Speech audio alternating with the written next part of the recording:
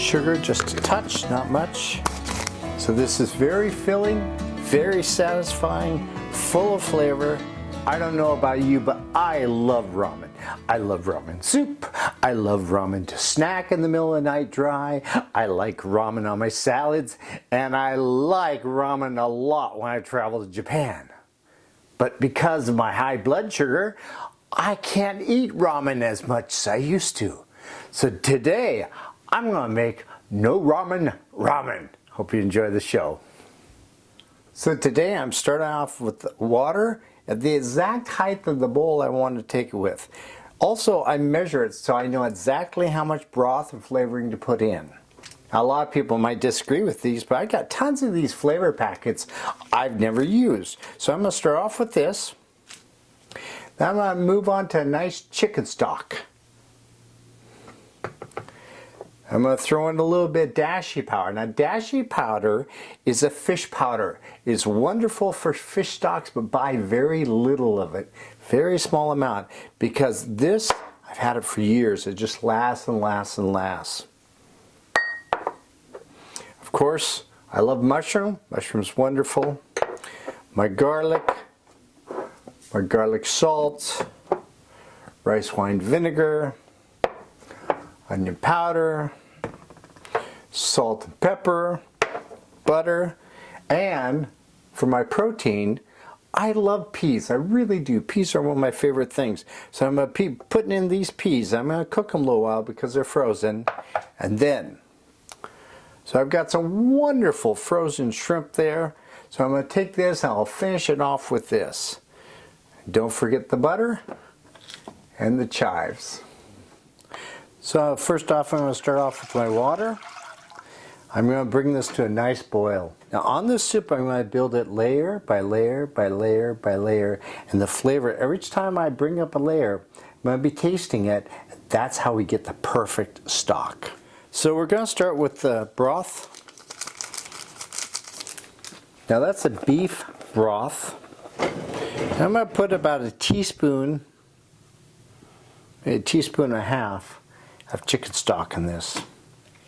Because I've got 2 cups of water. Now dashi, look at that. Just a tiny little amount, probably 1/8 of a teaspoon. I'm going to start with that. You can always add more.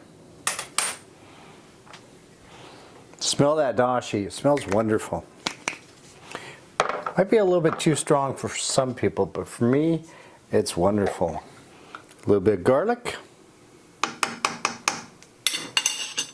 I love my powdered mushroom with just a touch of red pepper in it. Wonderful. Touch of pepper. I'm going to hold off on the salt. A little bit of vinegar, rice vinegar. A seasoned rice vinegar is wonderful. It's got just a slight sweetness in it. Of course, the smoked paprika, just a little bit. And of course, my onion powder. Did an interesting experiment the other day. I had a whole bunch of roasted chicken from the store, made several recipes for myself, and I took the chicken stock and I made it like my mother used to make, taking all day.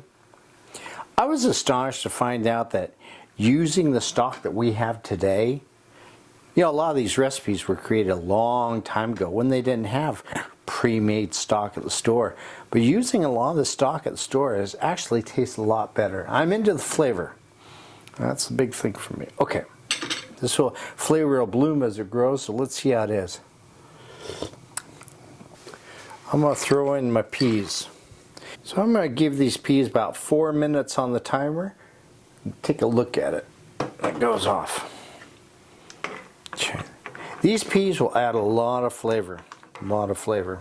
Once again, adding just a little bit more of my broth. If you like hot sauce or red pepper, now is an excellent time to add it.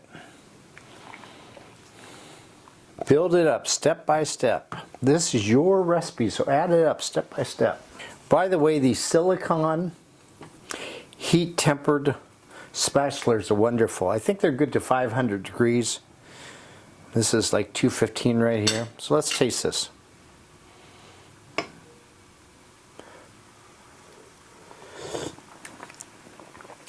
Oh, that's nice. Now I'm going to turn it down because I don't want a rolling boil at this time period. Cool down. Hint of my sea salt. And just a hint of my garlic salt. Each salt has a different flavoring to it. Just to let you know that shrimp cooks very, very rapidly. Even though this is frozen, it won't take long at all. It's been in there about 2 minutes so far. I'm going to add a little bit of sugar, just a touch, not much. Just because I'm in the mood, I'm going to add a little bit of red pepper flakes. Not too much, just a touch.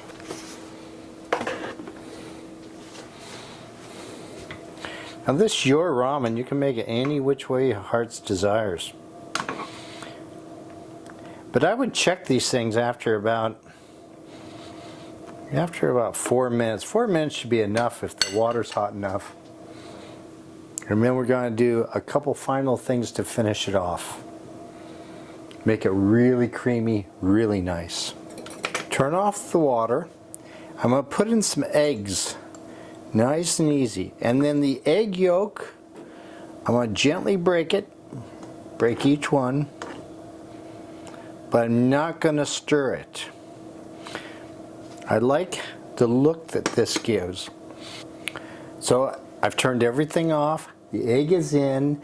I barely stirred it. I'm just going to let this sit for about 5 minutes. Let everything cook through. And it should be perfect for eating in just a few minutes. Now this bowl, taking up to 3/4 weight, is only a cup and a half. I used 2 cups of water. And this is the reason why. I love the soup. I really just love the soup. Look how the egg turned out. Eggs are going to make it nice and creamy. I wanted a little extra soup that I could nibble on.